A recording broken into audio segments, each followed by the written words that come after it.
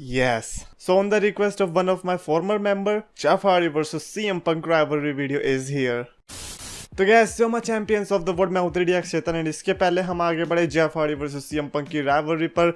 Well एक fact याद आ रहा है मेरे को, मतलब ऐसी राइवलरी वीडियो है लाइक पिछली 3 वीडियोस जो हैं, जैसे कि सीएम पंक वर्सेस जॉन सीना की हो गई या फिर CM Punk versus Brock Lesnar की हो गई, now Jeff Hardy versus CM पंक, तीनों में सीएम पंक आ रहा है। एंड ये एक्चुअली में मैं जानबूझ के सीएम पंक का नहीं ले रहा, ये कोइंसिडेंटली सीएम पंक आ रहे हैं। आई डोंट नो, अब इसको मेरे को अगली राइवलरी वीडियो में इस कोइंसिडेंट को तोड़ना पड़ेगा। सो ये नेक्स्ट वीडियो के लिए सजेशन दे देना जिसमें एक्चुअली में सीएम पंक ना हो। नाउ मैं ले जाता हूँ अपने बचपन में, obviously 2009 one of my favourite year because काफी अच्छी राइवलरीज थी एंड क्यों नहीं वर्ल्ड चैंपियन भी बने थे मेरे जेफ हार्डी, एंड उसके पहले 2008 में WWE चैंपियन भी बने थे, तो काफी अच्छा साल जा रहा था। In case you don't know, Jeff Hardy is my favourite superstar.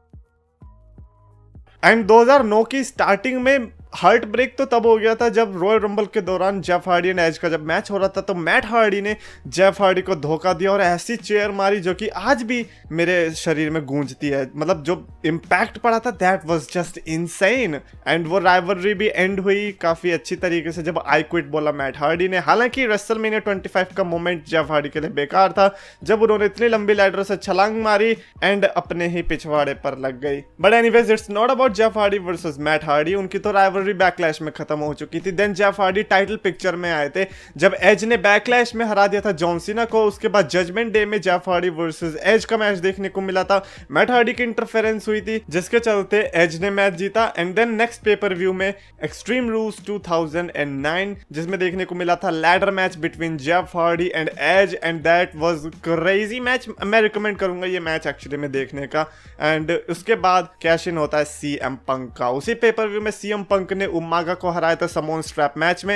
And at this point तक मेरे को सही में सीएम पंक बढ़िया लगते थे, जेफ हार्डी लाइक वो तो फेवरेट थे ही थे। लेकिन जब सीएम पंक ने ट्राई किया कैश इन करने का, that was the bad moment for me. CM Punk के लिए बैड इंप्रेशन ऑलरेडी आ चुका था एंड सीएम पंक ने जेफ हार्डी को हरा दिया। थैंक गॉड सीएम पंक के एक फिनिशर पर जेफ हार्डी ने किक आउट कर दिया था जो कि कहीं ना कहीं आइकॉनिक मोमेंट था मेरे लिए। मुझे लगा था कि ओके जेफ हार्डी दोबारा से रिटेलिएट कर सकते हैं, बट मुझे नहीं पता था कि जेफ हार्डी के ऊपर ऐसे कैश इन होगा और तुरंत के तुरंत टाइटल उनके हाथ से चली जाएगी।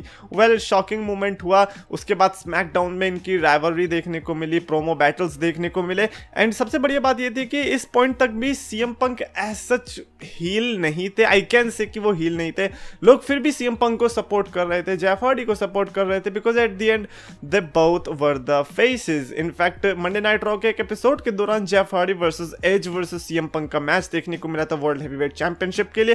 तीनों के पास अपॉर्चुनिटी थी। ऑब्वियसली एज को भी रीमैच मिला, जेफ हार्डी को भी रीमैच मिला, but the winner was CM Punk. I still remember किस तरह से सीएम पंक ने वो वर्ल्ड हेवीवेट चैंपियनशिप का मैच चुराया था बिकॉज जेफ हार्डी ने लिटरली वो मैच जीत ही लिया था। Anyways the bash next pay per view था जिसमें पहला मैच देखने को मिलने वाला था CM Punk versus Jeff Hardy को वर्ल्ड हेवीवेट चैंपियनशिप के लिए। यानी कि राइवलरी जो शुरू हुई थी मेरे हिसाब से वो राइवलरी वहीं पर एंड हो सकती थी, बट कैरेक्टर चेंज होना था किसी एक बंदे का, उसकी वजह से राइवलरी बढ़नी थी। बट एनीवेज जो एंडिंग थी काफी कंट्रोवर्शियल थी जिसमें Jeff Hardy and CM Punk जब मैच खत्म करने वाले होते हैं, सीएम पंक जो है लास्ट में किक मार देते हैं रेफरी पर। एंड उस टाइम पर माहौल ऐसा था कि अगर ये वाला बंदा आपको रेफरी करते हुए दिख रहा है तो समझ लो मैच में कुछ गड़बड़ घोटाला होने वाली है या फिर इस रेफरी के साथ कुछ होने वाला है, पता नहीं। आई गेस ब्रेकिंग पॉइंट वो वाला पेपर व्यू था जो बाद में देखने को मिला था सीएम पंक एंड अंडरटेकर, उसमें भी इसने ही कुछ झोल किया था, अंडरटेकर के साथ इसके बड़े झोल रहे हैं। सो आई डोंट नो, जब भी ये रेफरी करने आता था मेरे को लगता था कि अब चीटिंग होगी। एंड मैच में सीएम पंक ने इस रेफरी को जब किक मारी तो हुआ क्या था, सीएम पंक की आंख में लग रखी थी। एंड बाद में रीजन क्या दिया कि मुझे नहीं पता था कि वहां पर रेफरी है, मुझे लगा कि जेफ हार्डी है।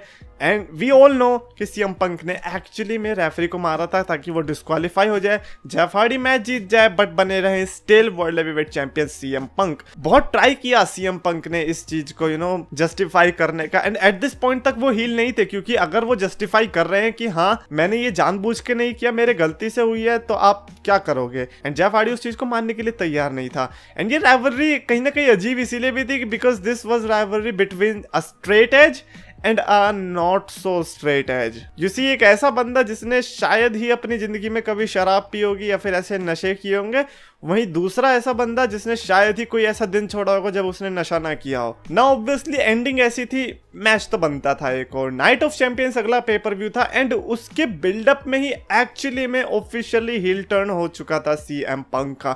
जिस तरह से जेफ हार्डी को वो क्रिटिसाइज कर रहे थे अपने प्रोमो के अंदर उनकी रियल लाइफ सिचुएशंस को लेकर कि किस तरह से वो सस्पेंड हुए डब्ल्यूडब्ल्यूई से उनकी हरकतों की वजह से, क्योंकि वो ड्रग्स वगैरह वो सब लेते हैं जो कि नहीं लेने चाहिए, जिसके चलते वो हैं अपने करियर में फेलियर। एंड कितने उन्होंने ड्रग टेस्ट फेल किए, इसीलिए उनका नाइट ऑफ चैंपियंस में जीतने का चांस भी 0 है। एंड व्हाट आई थिंक कि ये नाइट ऑफ चैंपियंस के पहले जितना भी बिल्डअप था, इसने सीएम पंक के प्रोमो को वर्ल्ड वाइड दिखाया कि सीएम पंक एक्चुअली में स्टिक्स के साथ क्या क्या कर सकते हैं, सीएम पंक माइक पर कितने बेस्ट बन सकते हैं, उसका आइडिया हमें यहीं से लग गया था। इनफैक्ट अगर सीएम पंक का जेफ हार्डी के साथ ये वाला इंसिडेंट नहीं हुआ होता तो मुझे नहीं लगता कि सीएम पंक को उतना बड़ा एक्सपोजर मिलने वाला था in terms of mic skills. And obviously ये चीज यूज करनी थी बिकॉज रियल लाइफ में they are complete opposite characters and उन कैरेक्टर्स को वो प्रोमो में ला रहे थे। किस तरह से वो बता रहे थे कि अब मैं तुम्हें दिखाऊंगा कि क्यों स्ट्रेट एज होना बढ़िया है, वो फालतू के ड्रग्स लेने से अच्छा था। एंड डब्ल्यूडब्ल्यूई के अंदर इस समय काफी कम सिचुएशंस है जहां पर वो रियल लाइफ की सिचुएशंस को एडवांटेज में लेती हैं, लेकिन उस टाइम पर ऐसा कुछ हुआ था। एंड नाइट ऑफ चैंपियंस वो वाली रात आती है जिसमें हमें मैच देखने को मिलता है। And to be honest, like सही में दिल पे हाथ रख के कह रहा हूं, मैंने उस समय एक्सपेक्ट नहीं किया था कि जेफ हार्डी सीएम पंक को हरा देंगे। इस वजह से नहीं कि वो हरा सकते हैं नहीं, बल्कि मुझे पता था कि सीएम पंक फिर से कोई बकलोली करेंगे एंड फिर से जेफ हार्डी के साथ कुछ गलत हो जाएगा। बट नो, कुछ भी हरकत नहीं हुई। इनफैक्ट सीएम पंक वहां से जब जाने की कोशिश कर रहे होते हैं, जेफ हार्डी रिंग में बुलाते, वो भी याद है भाई, Jeff Hardy literally CM Punk को खींच के लाते रिंग के अंदर, अपना ट्विस्ट ऑफ फेट मारकर Swanton bomb and your new world heavyweight champion Jeff Hardy. Are you kidding me? That was the moment. अगर आपने 2009 में ये राइवलरी जी है तो मेरे हिसाब से उससे अच्छी कोई बात हो ही नहीं सकती। ये स्वीट एंड शॉर्ट राइवलरी बहुत ही इंटरेस्टिंग थी। राइवलरी यहीं पर खत्म नहीं होती। Obviously now CM Punk want some revenge. I don't know why, clean तो पिन कर ही दिया था, बट हाँ मिलता है। टेडी लॉन्ग उनको उनका रीमैच देते हैं स्मैकडाउन के एपिसोड के दौरान, लेकिन मिस्टर मिकमैन उसमें एक ऐसी स्टिपुलेशन डाल देते हैं कि वहां पर एक नया स्पेशल गेस्ट इन्फोर्सर होने वाला है उस मैच के लिए। एंड वो स्पेशल गेस्ट इन्फोर्सर गेस करो कौन था? Matt Hardy. Oh yes, oh yeah, are you kidding me? Matt Hardy वही बंदा जिसने जेफ हार्डी के साथ उस साल में ऑलरेडी बहुत सारी चीजें कर चुके थे, उसको तुम ला रहे हो। जेफ हार्डी के लिए पूरा केओस था, जेफ हार्डी की चैंपियनशिप जानी ही थी। But wait, what? मैच के दौरान मैट हार्डी का फेस टर्न देखने को मिला जब रेफरी को खींच लिया, जब सीएम पंक पिन कर रहे होते। एंड पिन तब किया उन्होंने जब जेफ हार्डी उनको पिन करते हैं, यानी कि जेफ हार्डी बने रहते हैं still world champion. Everybody was shocked कि ओके फाइनली भाई आपस में आ चुके हैं साथ। एंड वो ऐसा मोमेंट था जब हमें सीएम पंक की तरफ से विशियस लुक देखने को मिला था। सीएम पंक का कैरेक्टर कंप्लीट चेंज हो चुका था इस पॉइंट पर, क्योंकि उस मैच के बाद जेफ हार्डी पर बुरी तरह असॉल्ट किया था, गर्दन तोड़ने की कोशिश करी थी चेयर में फंसाकर। एंड समर स्लैम के लिए ऑलरेडी पता चल चुका था कि CM Punk is not going to tolerate. In fact Jeff Hardy का स्पेशल मैच था तो वो भी टॉलरेट नहीं करने वाले थे। समर स्लैम में देखने को मिला था tables, ladders and chairs match. And कौन उस स्पॉट को भूल सकता है?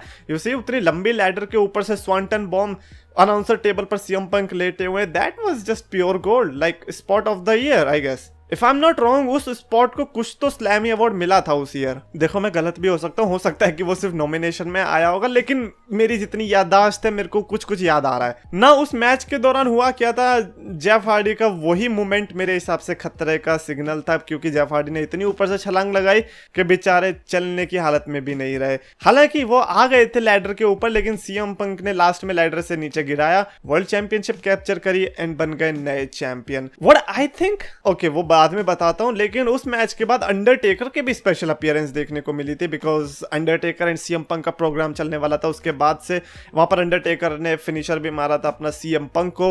एंड उसके बाद हमें स्मैकडाउन में मैच देखने को मिला था, क्योंकि अब जेफ हार्डी का टेन्योर जल्दी से जल्दी खत्म करना था, तो उस राइवलरी को भी एंड कर रहे थे। Like CM Punk and Jeff Hardy का फाइनल पे ऑफ मैच देखने को मिला वर्ल्ड चैंपियनशिप के लिए, स्टील केज के अंदर फ्री और fired match. I have never expected कि बंदा भाई सबको लीव भी कर देगा। वेल, सीएम पंक जीत गए match. That was the crying moment for me. मुझे पता है मैं अभी भी उस टाइम पर रोया था, एंड उतना ही शायद मैं खुश हुआ था जब उनका मैंने TNA का रिटर्न देखा था 2010 की स्टार्टिंग में आई गेस। बट जो भी है, कोई भी नहीं चाहता था उस टाइम पर जेफ हार्डी को लीव करते देखना, क्योंकि जेफ हार्डी कोई छोटे मोटे बेबी फेस नहीं थे। ही वाज सो ओवर कि अगर मैं ये कहूंगा कि कंपनी के टॉप फेस बन सकते थे उस टाइम पर तो गलत नहीं होगा।